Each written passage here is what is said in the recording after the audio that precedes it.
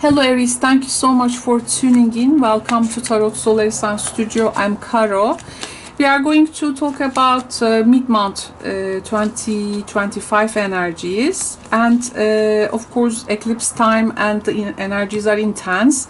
I have prepared a different type of presentation at this time, and it involves the Book of Symbols. So the Book of Symbols, I am using it for the first time in the channel. It is reflections on, it's about reflections on archetypal images by Taschen, and we are going to perform a bibliomancy practice performance there. I will randomly open a page and we will see symbol. By the end of the reading, I can read a few paragraphs about the symbol, but we will see, how this symbol incorporates to your reading. And well, it can also stand, let's say, independent as well. So that's also okay. But just let's be open to the mystery of the unknown, and oh, something has dropped. Mystery of the unknown, and let's explore further what mid-month temps can emerge here. Oh, some relationships, it seems, taking new shapes. Okay, some I see.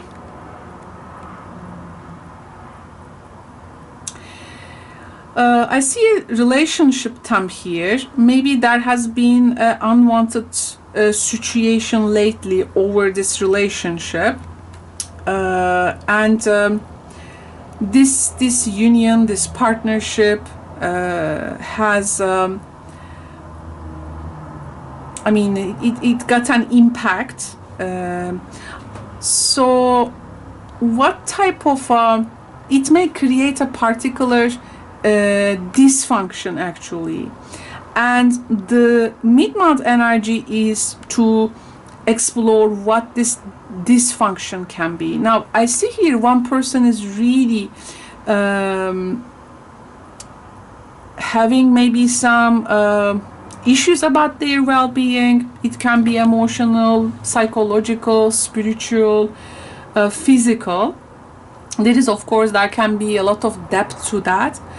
But this let's say unexpected chaos is really influencing this commitment and partnership. Well, for some of you this can be also business alliance, by the way. It can be a agreement, important agreement maybe, that you have signed before. It takes a hit, it seems. Now let's get the symbol as well. We have the city symbol, by the way. Nice, we have the city symbol. I also see some Aries friends out there having some kind of exhaustion actually out of this, like this fatigue of this, and like I want to get out from this, like I need a space, I need space, kind of a saying I'm hearing. So then for some of you, then there can be a partner or a professional romantic. You may find them like disappointing, and they may also bring maybe some drama in, and you start to rethink your role in their life. What role really I have? Their news or what they did can have a shocking influence, which can really talk about a test of loyalty, for instance. And we really need to, as the Aries is also representing the head, we need to really take care of ourselves mentally and also physically at this point. And as you start to rethink their role in your life also, this revelation, this event, it seems to be, of course, disrupting the harmony. because as the marriage energy here is the commitment and usually our obligations with regards to that. So those obligations then, like previous ones, may feel like a burden, right, than a blessing.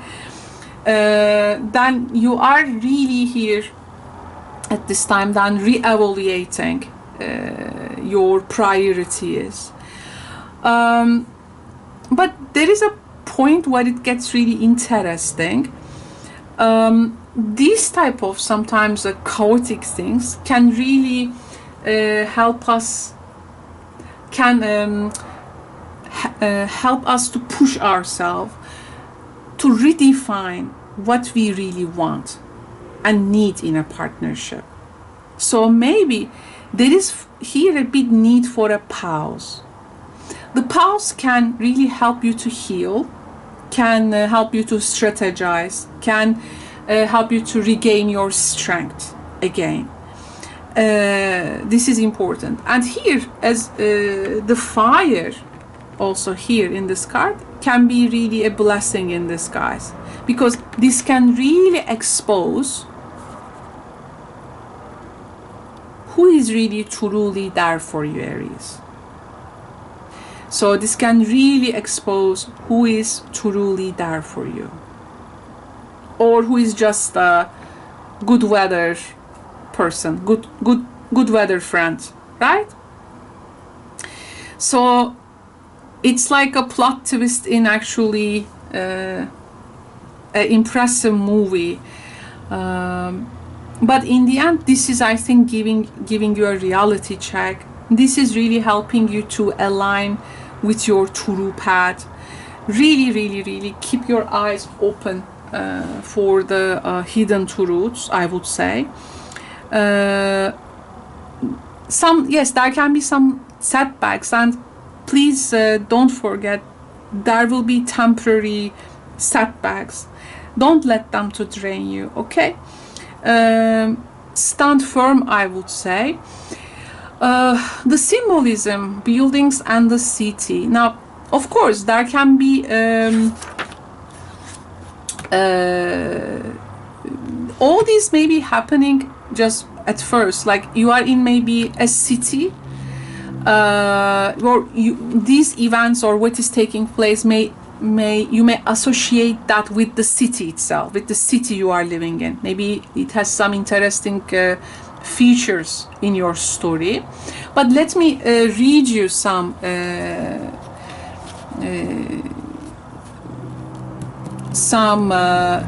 paragraphs from here, or maybe a different city, but let's see the city archetype, because it's a living organism, right, with its all elements. Poised between the earthly and the ideal, the eternal city of Rome is envisioned in a 15th century illuminated miniature as a jewel-like, this one,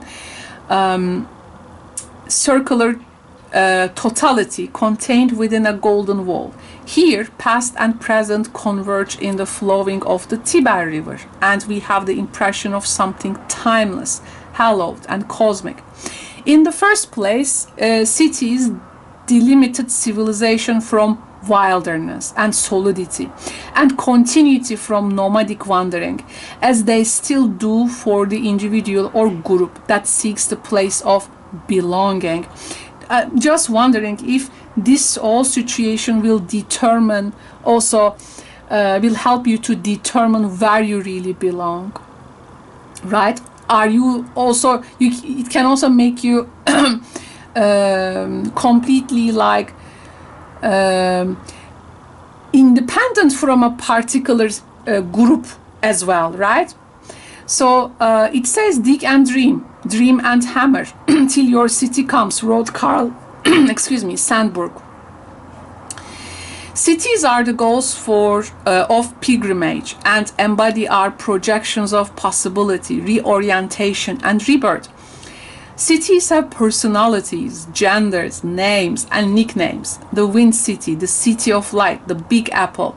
Cities are brides and harlots. Cities sleep and wake. We are seduced and infatuated by a city. We fall in love with it. That's true.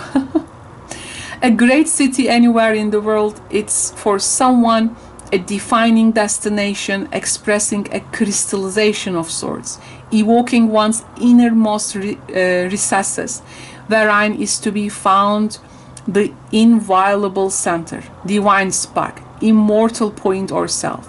Sacred mandalas, of which the center is the focus, are sometimes configured as cities, and the city is also an image of the alchemical lapis, signifying sanctuary, integrity, symmetry, balance, the marriage of heaven and earth, or of Sol and Luna.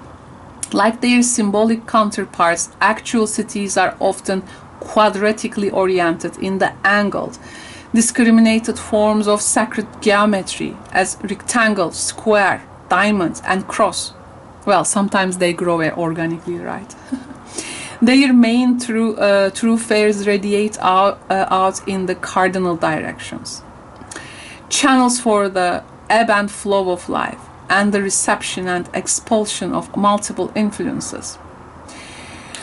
Let me see. Celestial cities depict the dwelling place of divinities, of perfection or completion that transcends all the oppositions of the world sphere. They can represent a different level of consciousness. Exactly. I think when you change a city, your stream of consciousness really changes. Cities are very much related with consciousness. It has a big impact. Or a new spirit of understanding, yeah. Some areas after this event, are you like planning also to change the city, right? Or maybe, I mean, move to a new one, let's say. But ordinary cities also infiltrate our dreams and nightmares, recalling the structures, thoroughfares, familiar and unfamiliar neighborhoods of our psychic adaptation and the sections of our lives that are undergoing construction, change, or disintegration. Soaring urban skyscrapers have become the emblems of our aspirations and our overreach. Wow, yeah, that's true. The infrastructures of a city, massive systems of water, pipes, electrical wires, and railroad tracks, vast sewers of collective excrement, subway lines of snaking energy hints at mythical underworld elements of linking motion, shadow and drive, layers of history. Oh, that's my thing, yeah. Cities are often built over the remains of other cities. Wow. Okay, well, I love that. I love that part. Incorporating the visible landmarks and invisible spirits of another times. These are pictures of our conscious attainments and cultural evolution, and every city contains the means of its own demise. Wow, I love that representation. Well, whether you associate yourself with this also symbolism, Aries, I mean, whether you symbolize it or not, it doesn't matter. But I think what matters is there is a wake-up call here, and whatever makes you to make this change, you're gonna, I think, redefine also the map, right? And it's known that the map is not the territory, as the famous saying goes. So I think